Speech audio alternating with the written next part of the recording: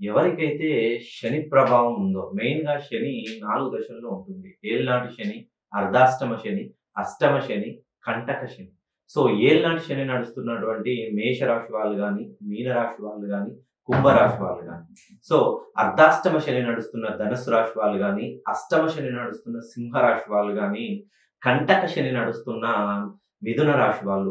ఈ చెప్పినటువంటి రాశుల వాళ్ళు మీరు తప్పకుండా నేను జనవరి 10న జరిపించే శని హోమంలో పాల్గొనండి. ఎందుకనంటే శని భగవానుడు ఖచ్చితంగా యాగం, హోమం, స్తోత్రిస్తేనే మీ జీవితంలో ఉన్నటువంటి కష్టాలన్నీ సుదూరం చేసి, మీ ప్రయత్నాలకు ఎటువంటి అడ్డు లేకుండా ఆయన మార్గాన్ని సులభం చేస్తాడు.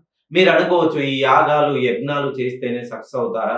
మరి చాలామంది కష్టపడుతున్న వాళ్ళ పరిస్థితి ఏంటి? ఎప్పుడైనా ఒకటి గుర్తుపెట్టుకోండి. ఉన్నతంగా ఎదుగుతున్నారనంటే, మనం సంపాదించిన రూ. 100 ప్రతి ఒక్క రూపాయి మనకే ఖర్చు కాదండి. అందులో ఎంతో కొంత దాన ధర్మాలు, యాగాలు, యజ్ఞాలు పూర్వకాలంలో రాజులు ప్రతి 6 మాసాలకొకసారి యజ్ఞ యాగాదులు చేసేవారు.